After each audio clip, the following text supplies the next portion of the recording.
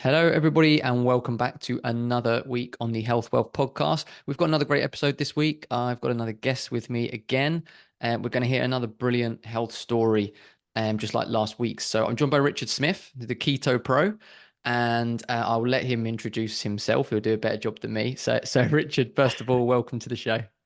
Ryan, absolute pleasure, my man. Thank you so much.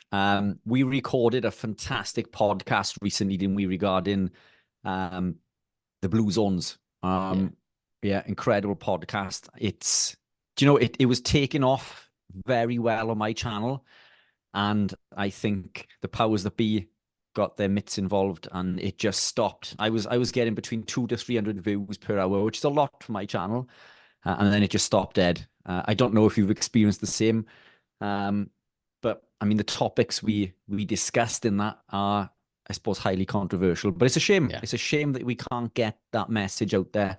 But anyway, nevertheless, yeah. Thanks for the intro. It's a pleasure to be chatting again. Super excited. Um, yeah, as Ryan said, my name's Richard Smith. I'm a nutritionist. I run the business and the brand Keto Pro. How deep do you want me to go into this, right? Do you want me to start with my full story?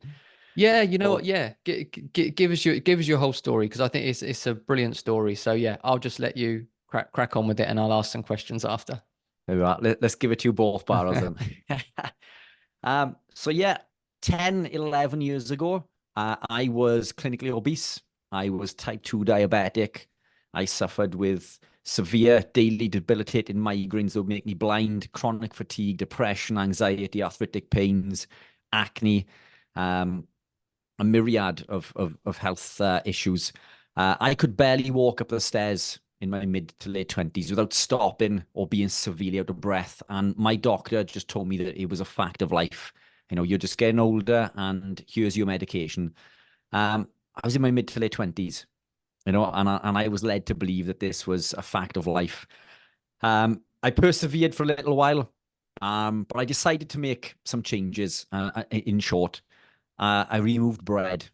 Now, I've tried every other diet and lifestyle that you can think of over the years. I've eaten what we are told is a healthy lifestyle.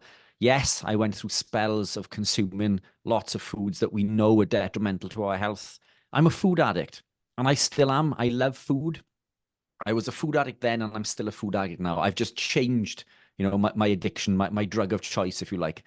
But growing up, I grew up in a very poor family.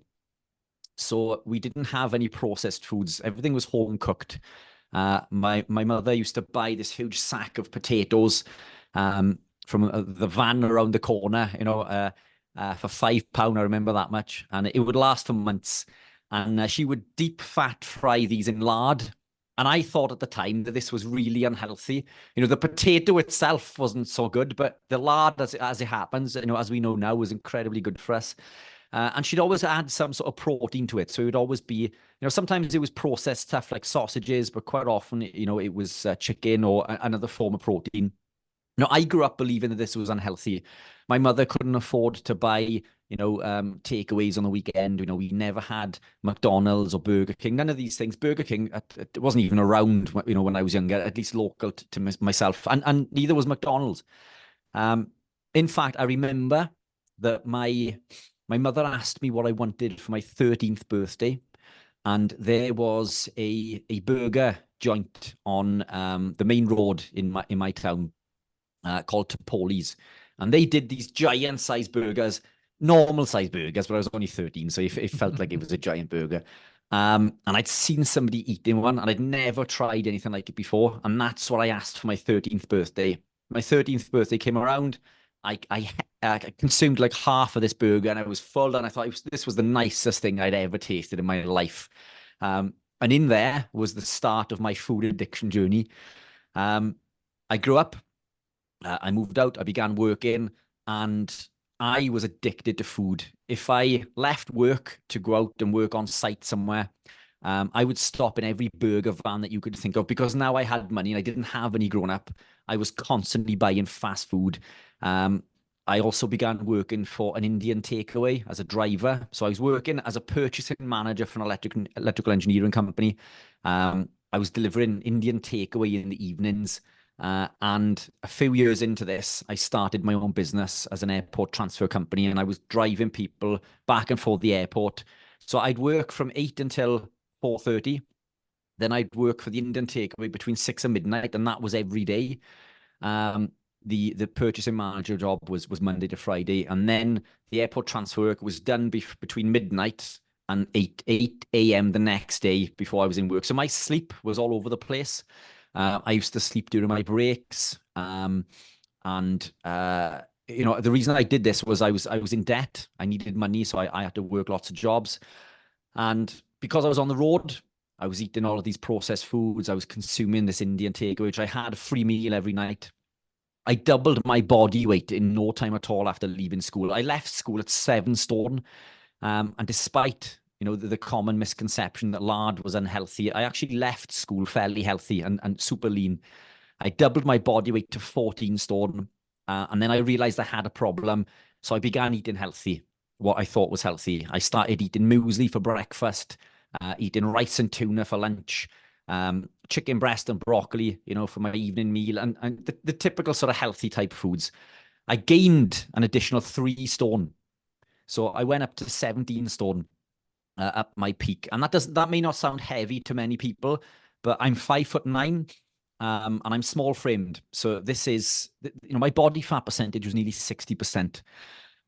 And I became that obese through eating what I thought was healthy. At this time, I was diagnosed with type 2 diabetes. I was suffering with these daily debilitating migraines that would make me blind, for which I was on 3 different medications for. I started to suffer with anxiety and depression, for which I was on medication for. So I was on a myriad of medication for lots of different health problems. And again, my doctor just told me that it was a fact of life. But I decided that I didn't want that to be the final score, if you like.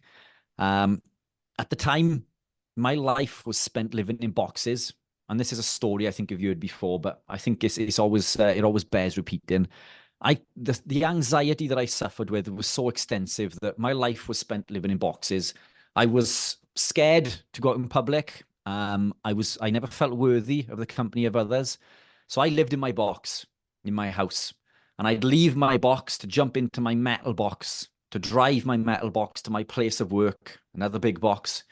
And then I would work inside a small box inside my big box. And then I would perform this in reverse at the end of the day to go home. My life was spent living in boxes. And I was always scared to leave my box. And again, it's the fear of not feeling worthy, not feeling worthy of the company of others. I would never leave my house, by myself. I wouldn't go shopping alone. I would drive out of my way to go to a shop that I felt comfortable in if I had to go there by myself, even if it meant driving 10 minutes further. Like a shop that I grew up in, I would drive to the neighboring estate to go to their shop rather than go to the shop that was on my estate that I lived on. I would struggle to leave my house if there was anybody in the street. If there was a neighbor in their garden, I would feel uncomfortable going to my car. And if they were there, if I didn't have a choice, like, it's 10 to 8 in the morning and I need to get to work, and it's like I can't leave because there's somebody outside. This is how severe and debilitating, these things were. I'd put a hoodie up or something and I'd run to my car and pretend that I couldn't see them. And many people thought that I was rude, but it's, again, the anxiety and the depression was so bad that I didn't feel worthy to speak to other people. And again, I was on lots of medication for all of these things.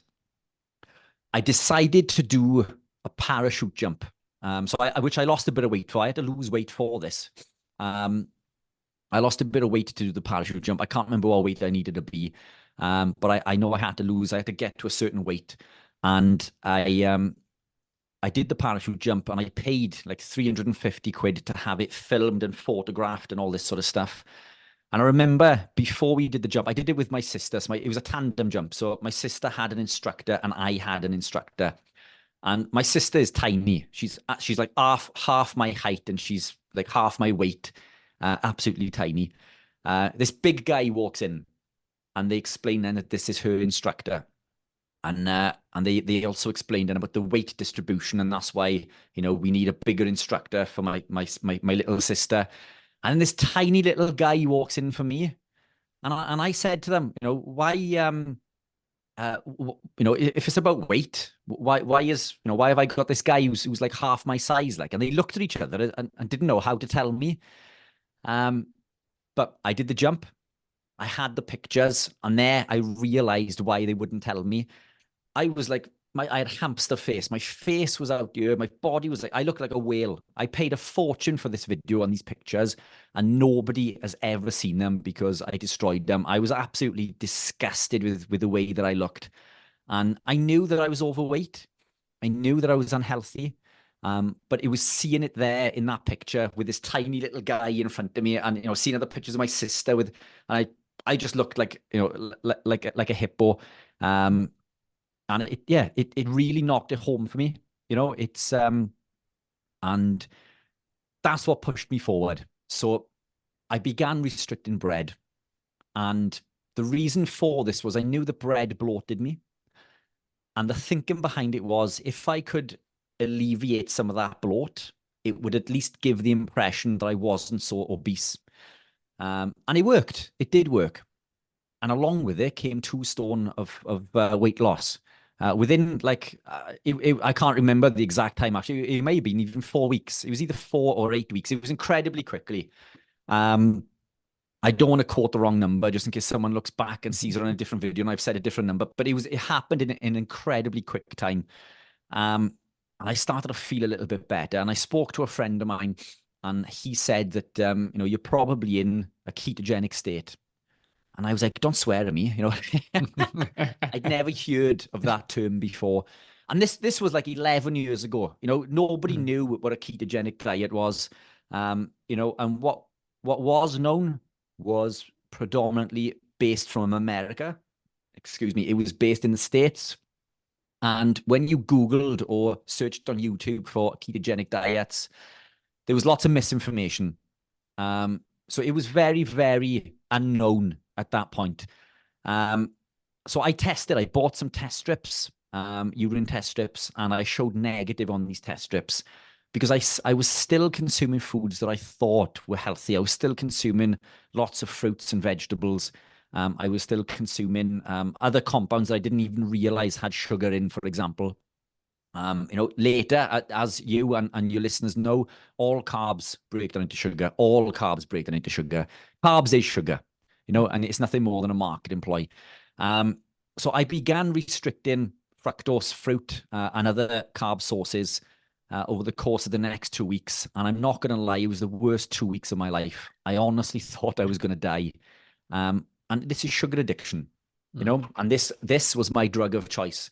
I was a sugar addict. And sugar is highly addictive. And I need to be careful how I say this because I sometimes get a boost on my YouTube channel. Sugar has been shown to be more addictive than cocaine, and arguably, and I say arguably, just as addictive as heroin. And the reason I say that is a guy who was a heroin addict came on my channel recently and said, I was addicted to heroin. I quit it easily, but I can't quit sugar. Sorry, the other way around. I quit sugar, but I couldn't quit heroin. But then, you've only got to take a step back and look on the high street. Every single person on that high street is addicted to sugar. So the reality is, it probably is more addictive. Either way, it's a highly addictive compound. It's a drug, and this is how it works in the body. And in fact, sugar is so toxic that this is why insulin is elicited. Insulin is elicited by the pancreas to pull that sugar out of the blood in order to keep us alive. If it didn't, we would die. It's a toxin to the body. We need sugar or we need glucose. That much is true, but the body makes all of the glucose that we need. It makes it through a process called gluconeogenesis, in which we convert protein and lipid into glucose. And again, this is demand driven. So that the requirement for exogenous carbohydrate or glucose is zero. The body makes all of the sugar that we need. But I restricted, and I genuinely thought that I was going to die one night before I went to bed. I didn't die, thankfully. And I woke up the next day and I felt incredible. And that was the turning point for me. But the reason that I persevered when I felt genuinely that I was so unwell that I was going to die was because I hated myself so much. I hated the way I looked. I was disgusted with my body. I had no self-confidence. I was suffering with this anxiety and this depression. And for anybody listening that has suffered with depression, it's absolutely debilitating because it takes over your life. And that coupled with anxiety is just a perfect storm for ill health. And it can be an incredibly quick and rapid downward spiral if you let it get hold of you.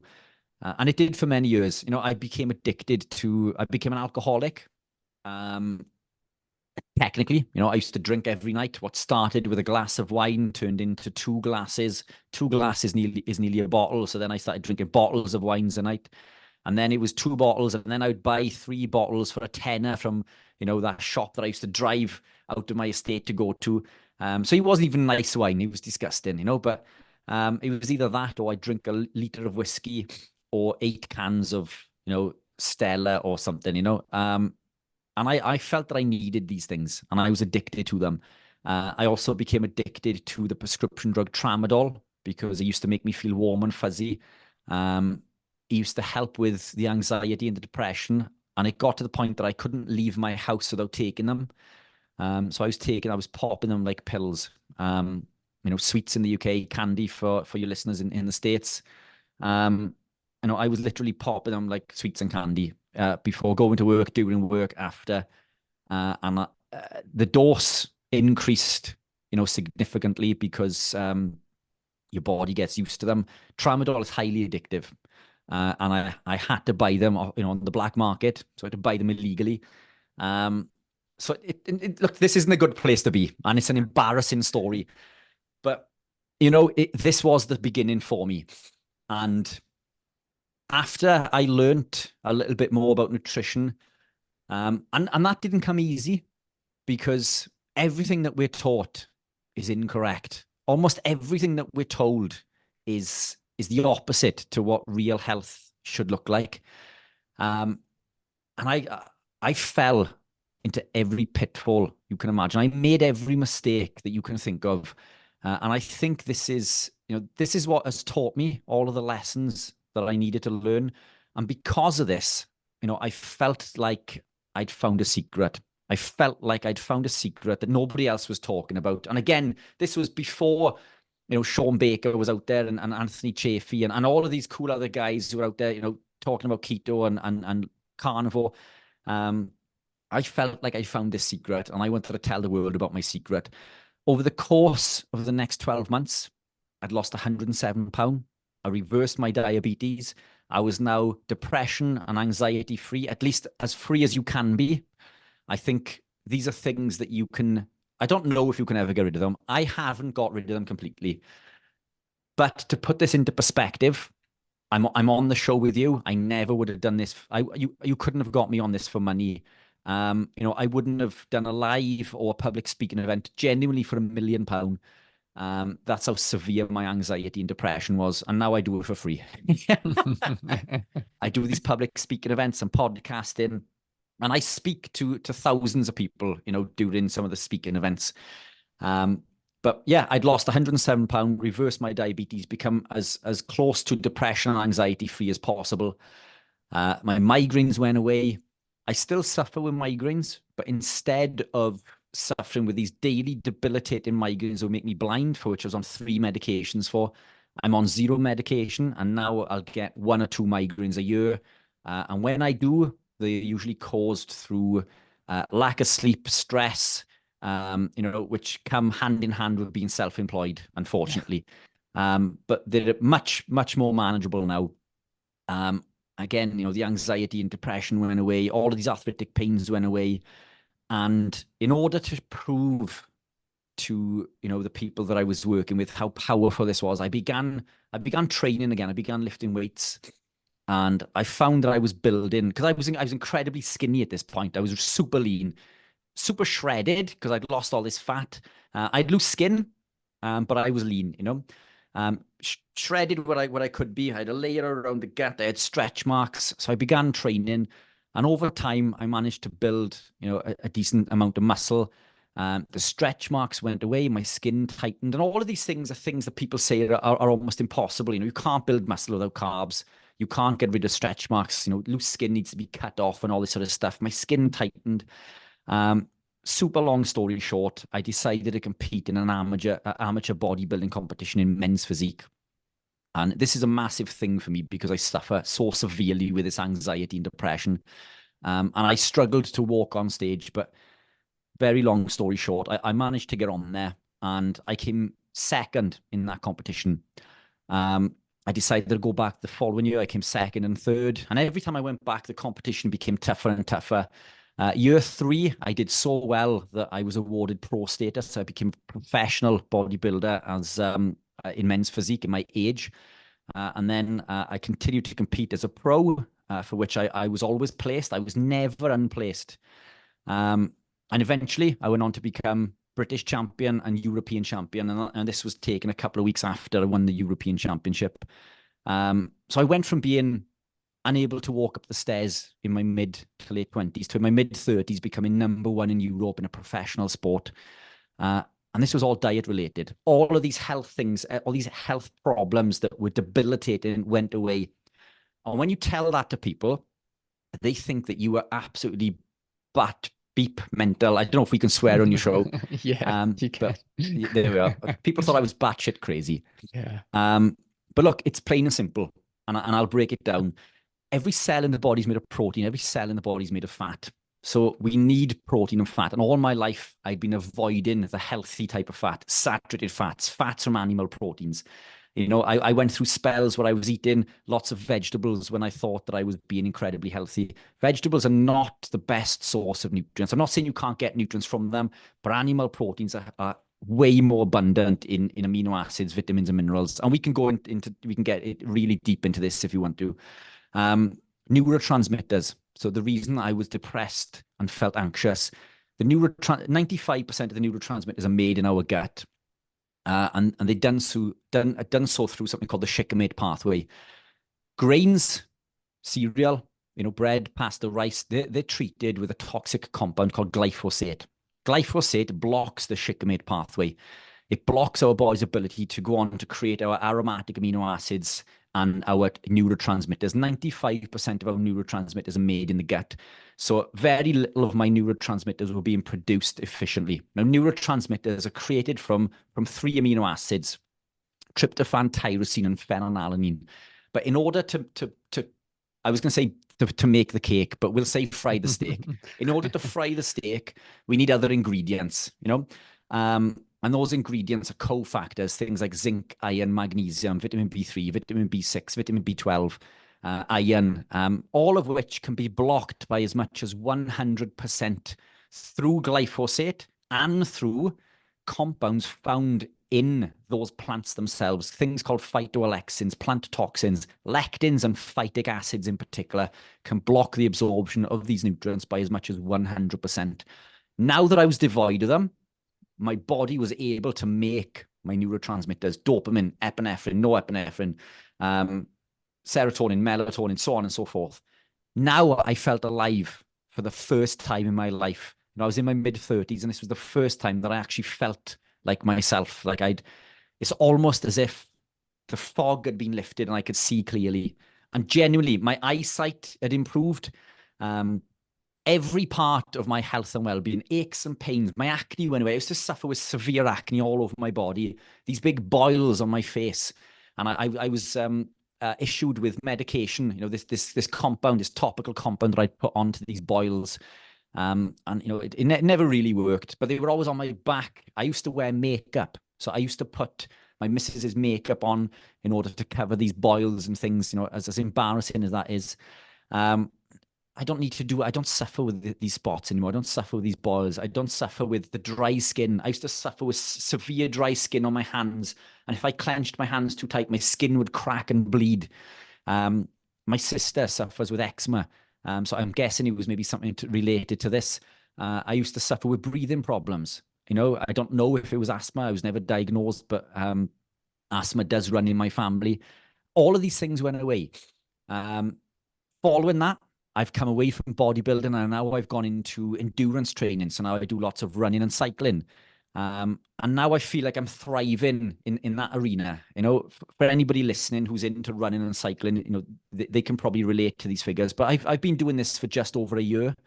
I've achieved a 70-minute 5K run, 37-minute 10K. And there are people out there who can run considerably quicker than this. I'm not saying it's impressive, but I think what is impressive, when you look at a pool of people, of runners from running clubs, they've taken 10 years to get to the stage that I've managed to get to in a year and a half. And some people never run these times. They've never been able to run these times in their lifetime. On the bike, my FTP, which is your functional threshold power, is 280 watts, which gives me a 4 watt per kilogram, that's pretty tasty. I've competed in a couple of duathlons and done really well in British qualifying duathlons with 400 of the world's best duathlon athletes, and I came 93rd.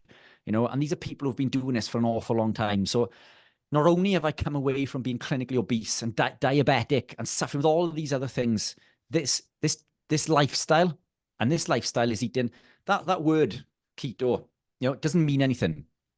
Carnivore doesn't mean anything. This is about eating an evolutionary appropriate diet, foods that are real foods, not Franken foods, not fake foods, not processed foods, foods that contain toxic compounds, vegetable oils, other packaged foods in the supermarket, which are full of all sorts of nasty fillers and other compounds. Eating real food, this is what has allowed me to achieve these things. And I genuinely believe that if we were to do almost the opposite to what we are told to do to be healthy, then we would be way healthier. You've only got to look at pictures of people and videos from the 1950s and 60s. You'd be hard pressed to find people there who were overweight.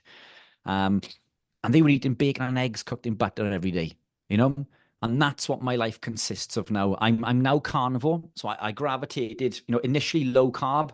Then I became what I class as dirty keto. Then I became standard keto, then a clean keto. And all of these things, they were different levers that I was pulling, different levels, if you like, as I learned more, as I became more educated. Again, I fell into every pitfall you can imagine. And that's what led me into the research. This has caused this to happen, yet the widestream media will say that these things are good for you. Well, why has this happened to me? And then you start speaking to people and you realize all of these other people are in the same boat as you. So it isn't just me. I'm not a minority.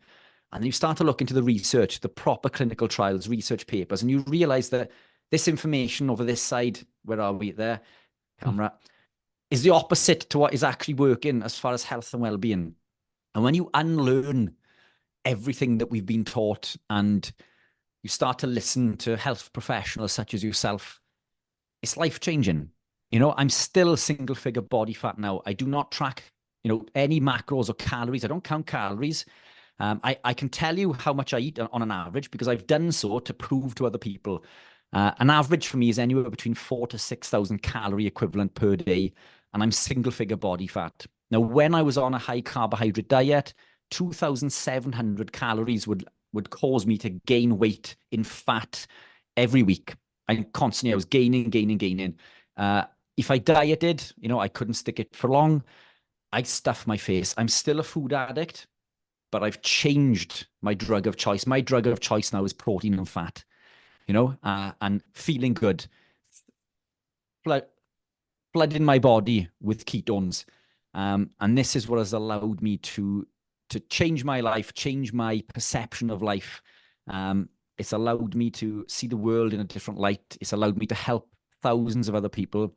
I get to speak with incredible people such as yourself, and I've made a business out of it. And this business, it was began as coaching, and now I stock and manufacture products that allow people to help them maintain their lifestyle. You don't need products, but I offer them. Should people be struggling with certain things, but this for me is the optimal way to live, and I'm carnivore. So all I eat now is meat, eggs, fish, and cheese. I occasionally indulge in a Greek yogurt, and I still drink coffee. I don't drink as much as I should.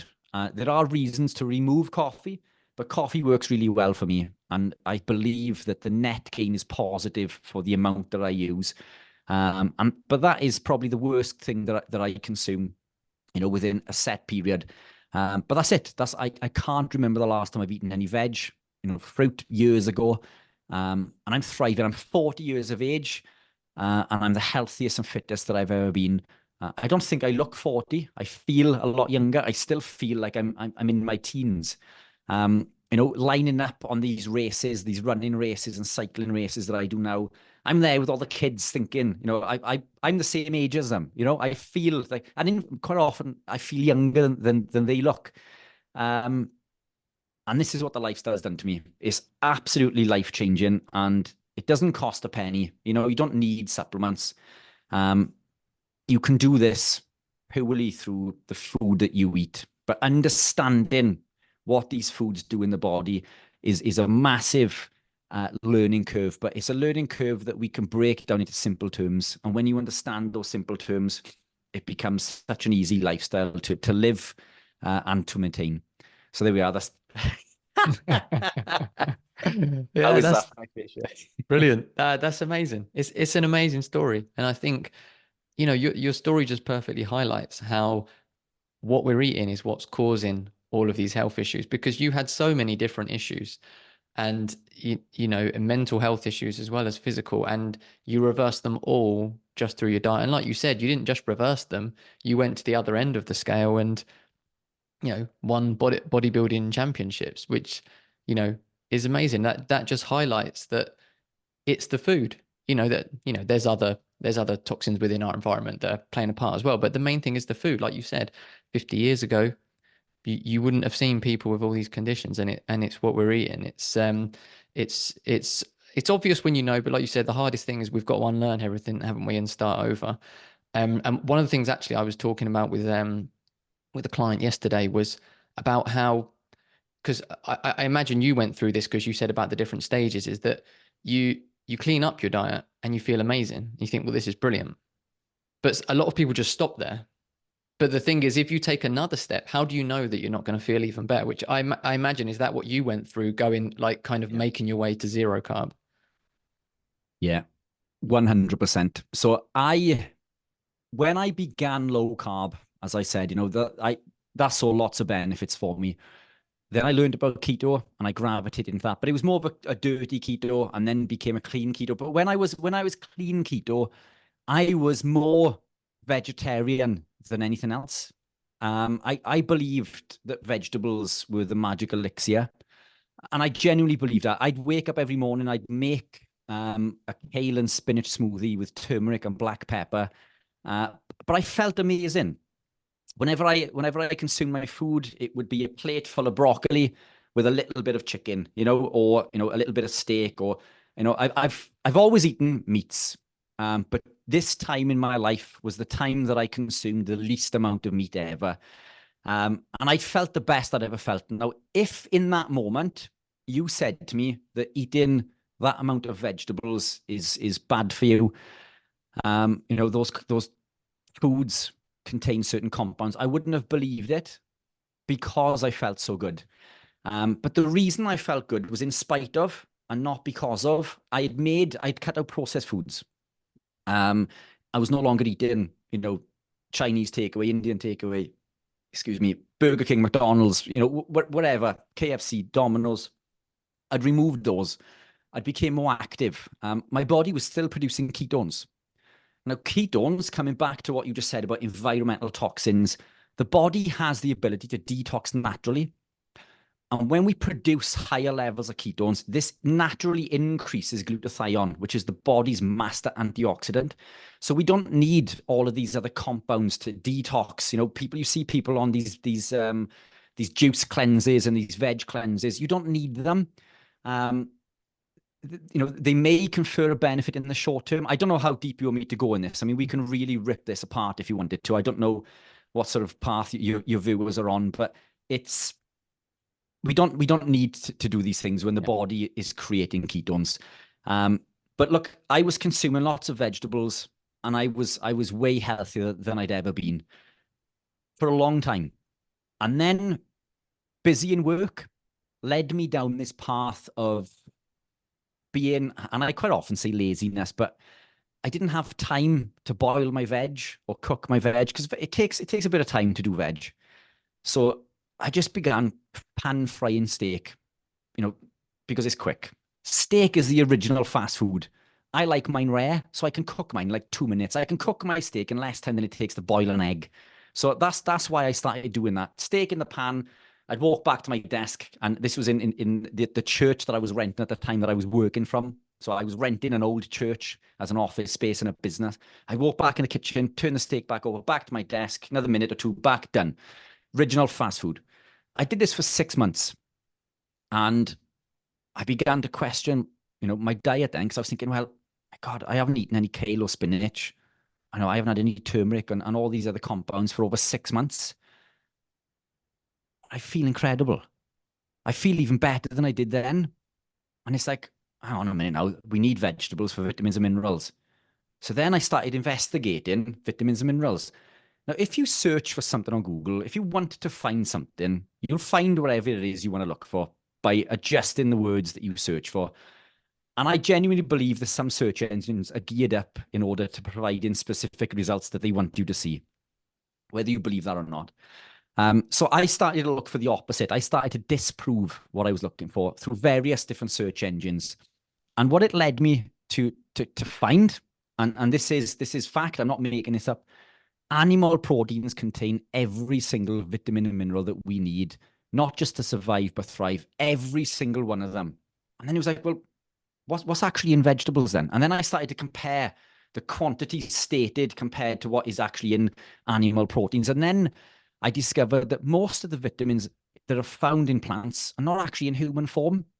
And I'll give one example, and we can go into this if you want to, but I don't want to bore the listeners too much. But vitamin A doesn't exist in plants. Vitamin A, the first one on the list, vitamin A, retinol does not exist in plants. Plants contain beta carotene. Beta carotene is not retinol. It's not true vitamin A. It's a precursor that needs to be acted upon by an enzyme called BCMO in order to convert it into the active form of retinol. And in order to do so, it's depleted by 21 times, making the amount converted close to zero. Plants do not contain vitamin A. Your mother was wrong when she told you that eating your carrots would help you see in the dark. There's no retinol in carrots or any plant for that matter. And that's just one example. And it's the same when you go through, and we can go through them if you like. I'll let you throw the questions when I finish this now, but it led me to believe and find out and discover that piece of beef, and all of these other animal proteins contained everything and in way higher quantities and far more bioavailable, even vitamin C. So it's a common misconception that vitamin C does not exist in animal proteins. Vitamin C exists in animal proteins. It is a lot lower, sort of, and there is a caveat to this. It is a lot lower per gram, but for example, a 12-ounce steak will contain around 12 grams of vitamin C, 12 milligrams of vitamin C. Now, what you could argue there is that kale contains like 93 milligrams per 100 grams. So far higher, okay? And that's per 100 grams. But the thing with vitamin C from kale is the kale is also high in a compound called flavonoids. Flavonoids block the absorption of vitamin C. They block the absorption of vitamin C, which then blocks the absorption of net protein utilization within the body. Flavonoids also compete for iodine at the thyroid, which means that they can cause thyroid problems. But that vitamin C, very close, or at least a lot less of that 93 milligrams is actually absorbed. And once that kale is cooked, that 93 becomes 20. So just by cooking, that 93 becomes 20, and then you've got the effect of the flavonoids on top. So way less of that 93 is actually absorbed, if any at all, in some cases. But beef contains that 12-ounce steak is around about 12 milligrams of vitamin C. Now, the interesting thing with vitamin C is that it competes for absorption through the GLUT4 transporter, which means that when you reduce carbohydrates, our requirement for vitamin C becomes less. The more carbs you eat, the more vitamin C you need because they compete in. The less carbs you consume, the less our requirement for vitamin C. I've barely eaten a vegetable in the last 6 years. I've been animal-based, if you like, or carnivore for 5 or 6 years, ketogenic for 10, 11 years. I'm still waiting to suffer with scurvy, And we know that animal proteins cure scurvy, because they showed this during the Napoleonic War, where they fed dead horse meat to the soldiers who were suffering with scurvy. There was enough vitamin C in horse meat to cure scurvy, and comfortably as well. We don't just get the bare minimum. What we get from the animal proteins is more than we need. And there are other sources of vitamin C within animal proteins as well. Beef liver, for example, contains TUMPs, and I think it's around 24 milligrams by memory per 100 grams. I may be wrong, but it's considerably higher. So again, if you're consuming organ meats, you're going to be consuming way higher levels of vitamin C. And it's the same across the board. So, I mean, there's just two examples there in regards to why animal proteins contain everything. Another argument would be fiber. And again, I'm going to bounce this back to you, and you can throw some questions back at me. But it was this continuation down the rabbit hole that led me to believe that, we don't need plants in our diet. If you're consuming plants, that's fine. Again, you can thrive eating plants. You can thrive, any stage along this journey, but you hit the nail right on the head. It doesn't mean that you can't be healthier. There's always more levers to pull. You're just pulling the first lever. There's levers all the way down this journey that you can pull to improve your health and well-being. It's just about education. How far down that rabbit hole, you want to go is entirely up to you. But what I try to do is explain to people, the basics. Animal proteins are all we need. Protein and fat. Every cell in our body is made of protein. Every cell in the body is made of fat. That's all we need to consume. We consume animal proteins. They're broken down into amino acids. Those amino acids are reconstituted into human proteins, human DNA. We heal, repair, and build the body. Every cell is made of protein. Every cell is made of fat. There's not one cell that's made of sugar or glucose. We do use sugar in the form of glycoproteins and so on and so forth to bind to receptor sites to send signals to cells.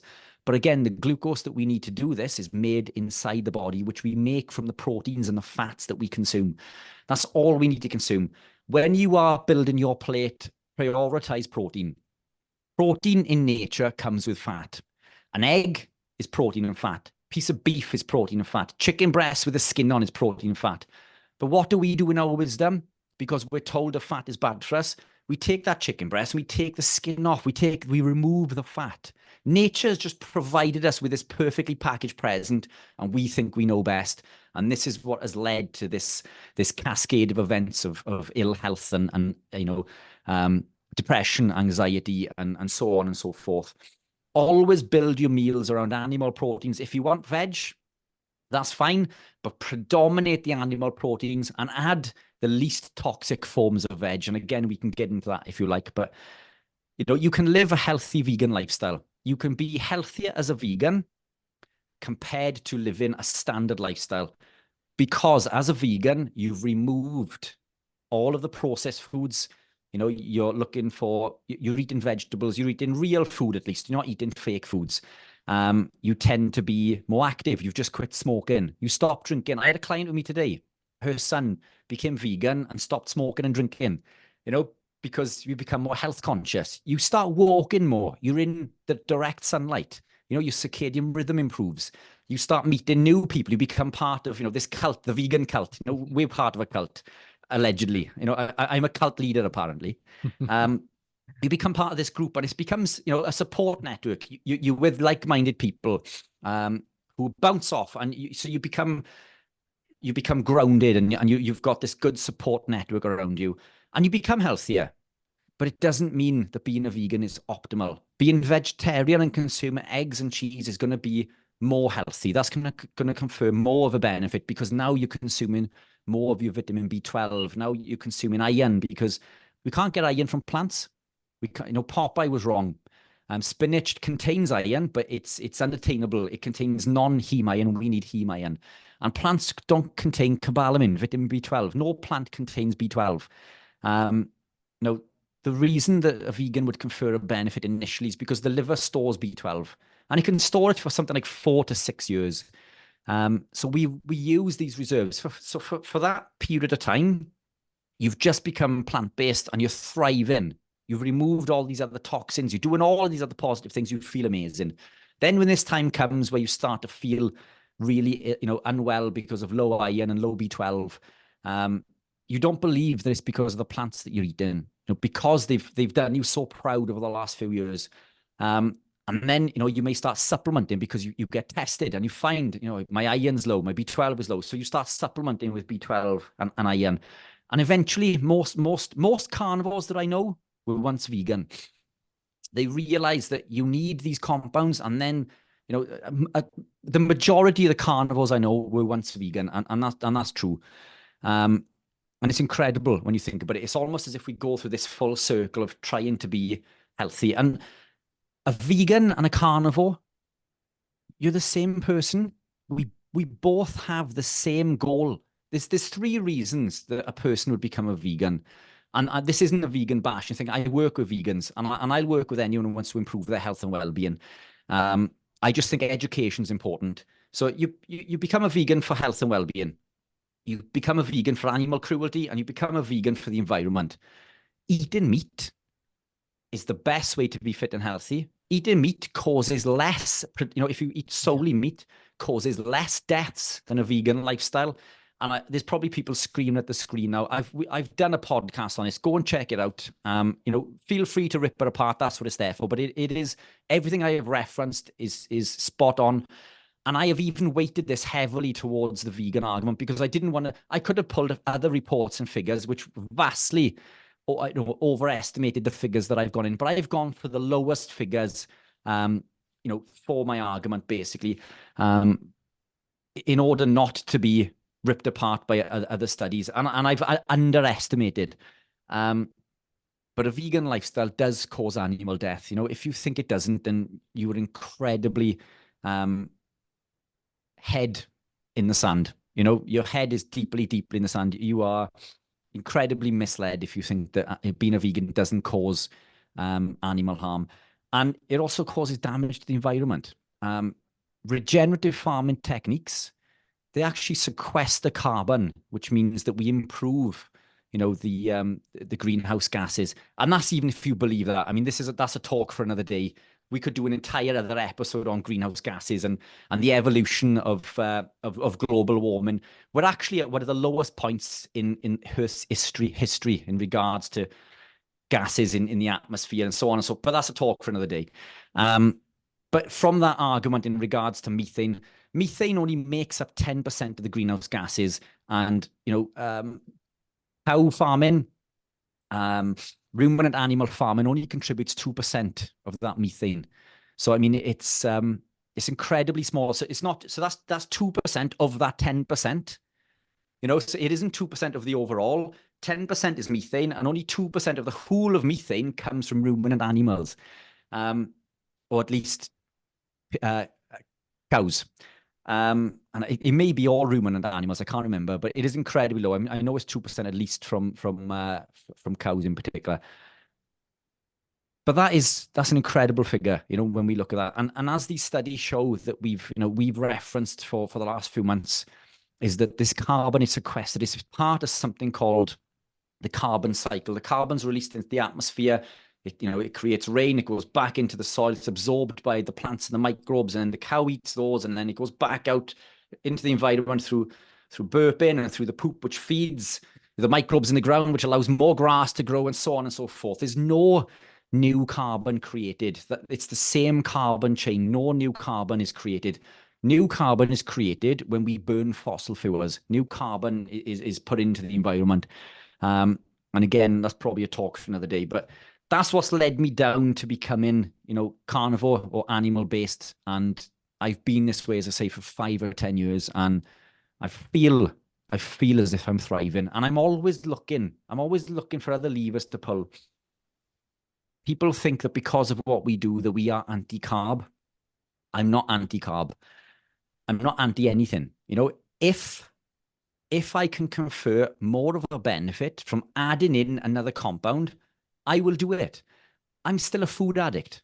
Deep down, I'm still a sugar addict. Now, if I could live a lifestyle in which I could eat loads of animal proteins and put carb in, why wouldn't I do it? And I've tested, I've tried experimenting with carb cycling, carb refeeds, back feeding, front loading, You know, any term that you can throw into carb refeeding, I've done it, I've tried it, and I've tried it extensively because I wanted it to work. I want to eat these compounds because they're addictive. But for me, they always make me feel unwell. They always lead me down this path of feeling fatigued and nauseous. They always lead to this gastro distress and me not feeling quite myself. And I end up gravitating back towards just eating meat.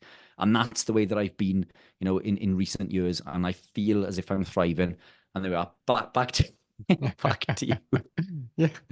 Yeah, no, I think like you said, one of the hardest parts of getting people to understand, especially at the start, and is the whole vegetable thing because we're so brainwashed that vegetables and fruit, they're the healthiest thing you can eat. They're the best. And to try and get them to understand that not only do they contain some things we don't want in our bodies, but also the good things, they don't really contain that much and not that much that's possible for us to get. Like you said, bioavailability is the big thing. Like, okay, you can have a little thing on the screen that says, oh, 100 grams of kale has this, 100 grams of steak has that. First off, 100 grams of kale and 100 grams of steak are not the same thing. No one's eating 100 grams of kale in a sitting. You know, steak's very easy. And then there's the bioavailability, plus the phytonutrients and whatever they come with that block the absorption. And I think that's a really that I find that's maybe the hardest sell. I mean, all of it is kind of a hard sell because then you've got to convince people that meat's good and we're told that's bad. But I think that people really struggle to understand that fruit and vegetables are definitely not all there they're cracked up to be. And like you said, I wasn't such a big fan of vegetables, but I love fruit and, everyone loves carbs. They're nice. But, the only reason we don't have them is because we feel so much better without them. And it's just, I think once you can get people to try it, it becomes a lot easier. But it's just beforehand, it does sound crazy, doesn't it, at first? It does. It sounds absolutely mental. So look, I'm going through this phase currently in which I'm trying to get my little girl to eat healthy. Now, if I had my way, she'd be carnivore. Her mum understands, but she also feels that she's being mean to her by not letting her have these treats.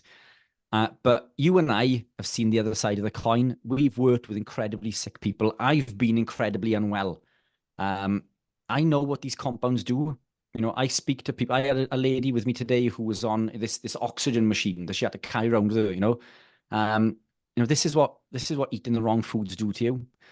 I see it every day. I don't want to give my little girl these compounds. Now, that said, I also understand that there's a lot of peer pressure. When she's in school, that's out of my control. When she's over her nan's, that's out of my control. When she goes to a friend's house, that's out of my control. I don't want her to feel that she can't eat these foods ever.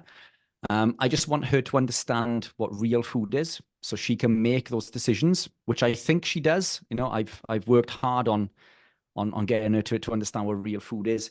But when she's with me, I want her to eat real food. So what I've tried to do, and this has been, and I need to be careful what I say with this now, just in case. In fact, she never listens to podcasts that I do anyway, so it doesn't matter.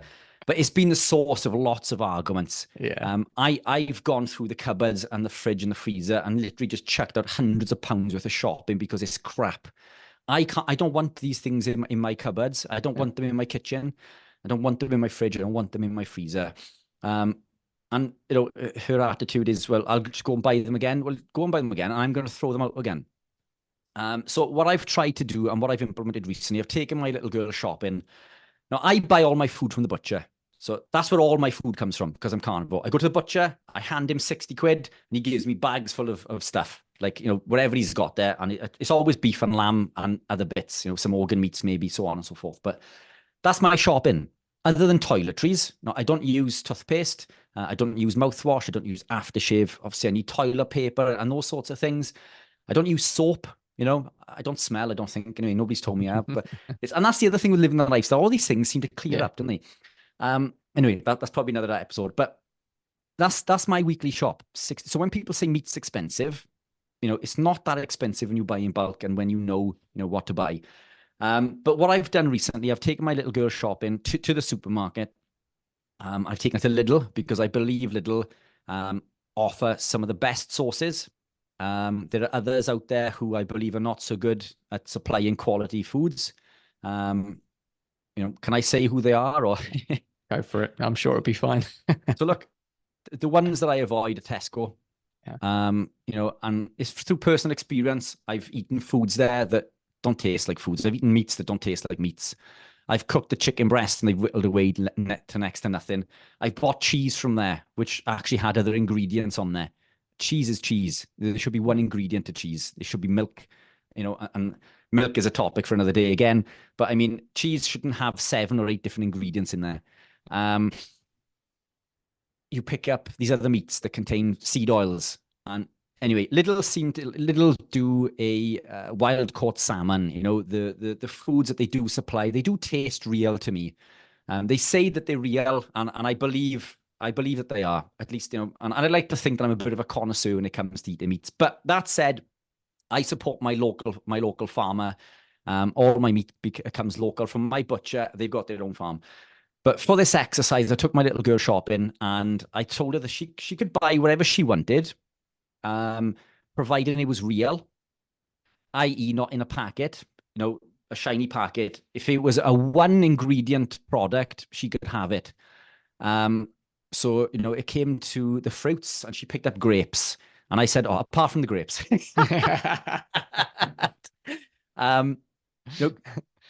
So I basically said, look, go for berries instead. So she picked up some blueberries and some strawberries. And then went on, she picked up some cucumber and she picked up a couple of different other vegetables. And then we went on to the meats and she picked these Wagyu burgers and she picked up some chicken. She picked up salmon and king prawns and cheese, real cheese. And then it was other veg. And I did let her have white rice. And the reason for this is white rice is lectin free, and lectins are found in all vegetables, but they're particularly high in grains in the form of wheat germ agglutinin and phytohemagglutinin in other vegetables, higher in things like peppers and tomatoes and various other, which are deemed to be keto friendly. But again, that's different. That's another level. You're talking level 4 there, out of 5 levels. So I let her pick up anything that was real. And when I go home now, she helps me cook it. And then we sit down and she's loving it. So we're making all of these different stuff. There are foods in there that, I'd rather her not consume, but at least she's eating real food. Now she understands that, she can have a McDonald's now and again. I don't like it. But what I don't want to do is tell her that you can't have, because the second you can't have something, you want it even more. So, if you're going to have these things, then you must be eating this for the majority of your food. When you're home with me, then these are the foods that we eat and you're going to enjoy them. And she's loving it. And that's what I've tried to do there. And again, it comes back to what you said about these incremental changes. Real food is where it starts, isn't it? Anything with more than 1 ingredient isn't food. Things in shiny packets are not foods. They contain toxic chemicals like linoleic acid and many other fillers and nasty compounds. At the very basics, start with real food, and then you can gravitate deeper into and grains are not real food, by the way. Yeah. Grains are not real food. They've been genetically modified and hybridized. They are not the ancient grains that we would have once consumed. They've been hybridized to give a higher yield, to make more money, and they're incredibly high in this compound lectins that we've just mentioned, which cause intestinal permeability, by the way. These lectins will bind to the enterocytes lining the gut. They cause the release of a molecule called zonulin. And when zonulin is released, it causes a gap to appear in the tight junction between the epithelial cells. And this allows undigested protein molecules to travel into the bloodstream where they shouldn't be. So the body creates antibodies to fight them. And then through a process called molecular mimicry, the body starts attacking other proteins in the body that look the same. This is autoimmune disease. If you suffer with an autoimmune issue, it stems in most cases from intestinal permeability. And in most of those cases, it comes from things like grains, bread, pasta, rice, so on and so forth. This is why this is one of the compounds that you need to remove. And what I quite often say to people is, we've mentioned carbs and sugars a number of times in this. That isn't even the biggest lever to pull. The biggest lever is the vegetable oils, the seed oils. If you take those out, you're going to confer a benefit, because these oils are toxic. They contain linoleic acid, which damages the liver and leads to insulin resistance. It causes oxidation to your LDL particles and makes your LDL into bad cholesterol. LDL, it's in a natural state, is not bad for you. This is probably a talk for another day again. But it causes oxidation. So many, I think we've got a ton of other podcasts. But it damages our LDL. It causes our LDL to become what's called pattern B, which is actually what leads to cardiovascular disease. And if you do not believe me, Google cytosterolemia. Cytosterolemia is an inherited condition in which the body or the person who suffers with this is unable to remove that phytosterol, which is what these compounds are, and it accumulates in the body and it leads to premature heart disease. So on one hand, they're telling us these compounds prevent heart disease, but then when your body can't remove it, it's causing heart disease. So, and this is you can find this on Google or any search engine, cytosterolemia. And that's how we know these compounds are bad for us. Saturated fats are very good for us. Natural fats are very good for us. Remove the seed oils. That's rule number one. Rule number two is remove the grains. If that's all you ever do, those two rules are going to see you being way fitter and healthier. And if after your listeners have done those things and they've conferred massive benefits, then come back and we can go on to 3, 4, 5, 6, 7, and 8. Again, levers to pull.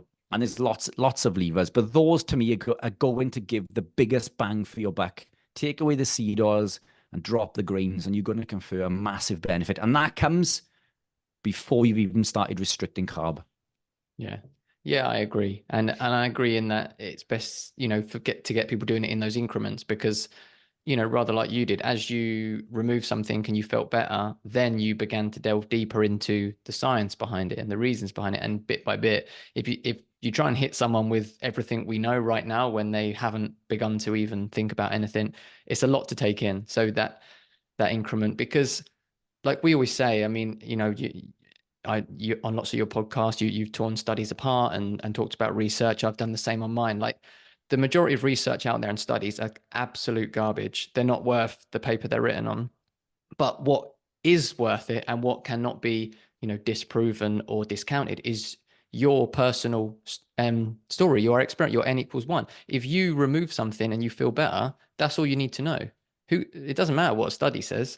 A study apparently tells us that meat causes diabetes, but we're seeing people reverse their diabetes with meat-only diets. So, yeah. What matters? So if we can get people like you did making those steps a step at a time, like you said, just start with seed oils, grains, and then get people just to go deeper. I think that's the best way to do that. I mean, that's kind of what I did too. I was kind of just the gradual, went into it, and just the more I removed, the better I felt, and the more I began to understand. So yeah, I think that's great advice for anyone who's thinking of trying to improve their health or get into this way of eating. Yeah, 100%. And it's interesting you mentioned that about red meat, because a vegan accused me of harming people recently. You can't tell people to eat red meat. Eating red meat causes diabetes.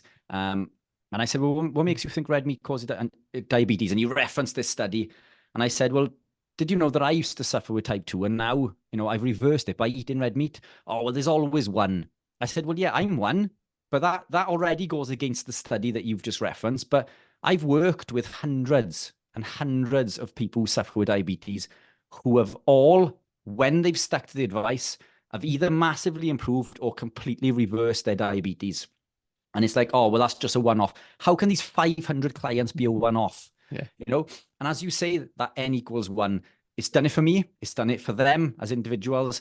It doesn't matter what this paid study says that's paid for by Coca-Cola or Kellogg's. This does go on. People think that we lie when we say things like this. This happens. The Eat Well plate. If you knew who was behind the Eat Well plate, you would be shocked. And I have done. There's a great podcast that I did with Zoe Harcoon, which really goes into this. You'd be shocked. Our dietary guidelines are built and funded by the companies that want to sell you this crap. Yeah. And that's a conflict of interest. We need to be doing the opposite. Red meat heals the body. Red meat does not cause cancer. And again, that's a talk probably for another day, and we can go in and reference all these studies. But all I eat is predominantly red meat. I eat beef and lamb predominantly. chicken and bacon, and there are reasons to lower certain amounts of these, but this again is level 5 stuff. But I do eat chicken and bacon, but not as much as grass-fed lamb and beef. And again, I do indulge. I love cheese. Cheese works really well for me. And I indulge in a Greek yogurt occasionally, and if that's the only thing that I've got to worry about, then I don't really have an awful lot to worry about, and I regard myself as being an incredibly strict carnivore. I probably say I'm probably one of the strictest on the planet when it comes to not deviating and not giving in, even when it comes to eating out. I'm incredibly strict. I'll walk out of a restaurant if they can't, service my needs. Or I'll just sit there and won't eat. But yeah, I completely agree. These incremental changes, that's key. Yeah. That's how I've done, that's how I've become the person that I am now. That's what I've got to where I am now. It's worked for you. I think sometimes if you do that step change approach and just go all out, sometimes it's not sustainable, So yeah. Start with these incremental changes. Listen, to Ryan's podcasts. Listen to my podcasts. They're full of information, and it's all ways of learning. It's education, and that's why you and I do what we do. I mean, we don't make money off releasing these videos. I don't make a penny off YouTube. I do lots of lives for free.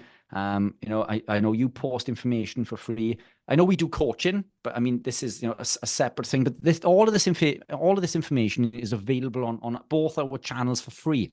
It's there. Go and watch it. Educate yourself. Feel free to try to rip it apart, but you won't be able to rip it apart. The evidence is airtight, and it's airtight because I'm in pursuit of optimal health. I don't care what that is and what it looks like. I want to be optimally healthy. That for me, that pays my bills. That's my brand. That's my business. But it doesn't mean that I'm wedded to it. And this is what a lot of people say to me, is that you only push this because of your brand. Now, if I were to tell people that living this way is unhealthy, but if you cycle it with carbs, i.e., if you live this way for 3 months and then go back on carbs for 3 months and cycle it, it's really, really good for you. That is a much easier sell than what you and I are trying to do in regards to telling people not to eat veg, for example. And, maybe that's a bit extreme, but that is a far easier sell. I could sell way more coaching. I could sell way more product. And my business, I genuinely believe, would double within the next year or two if I were to tell people that. But I can't, because I don't believe it. I've experimented and tried everything. I'm in pursuit of optimal health. This, to me, is where that journey has taken me. I said to a friend of mine recently that if before a race there was a clinical trial and research papers that said spinning around 3 times and touching the floor before you start your race does something to the body that allows you to run faster, I'd be doing it all the time, regardless of how ridiculous it looks. And that's exactly what I am. If it works, I will be doing it. And every research paper that comes out that says living this way is detrimental, I've easily ripped apart. There's one that about that I ripped apart with Georgie Dinkoff and Dr. McCullough recently. And that was I believe Dr. McCullough was the reason that Paul Saladino gravitated into more of fruit and things, and it was easily ripped apart, shockingly easy. And if you don't believe me, go and watch that video. That's available on YouTube. Incredibly easy to rip apart. But this, as you say, I believe is the way forward.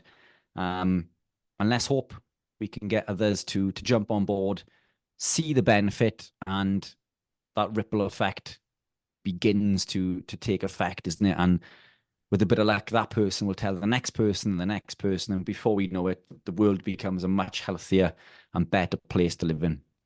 Exactly. Yeah, it's optimal we're after. Like the little tagline behind me, optimize your life. We're after optimal. And as you said, no one got to carnivore from following the crowd.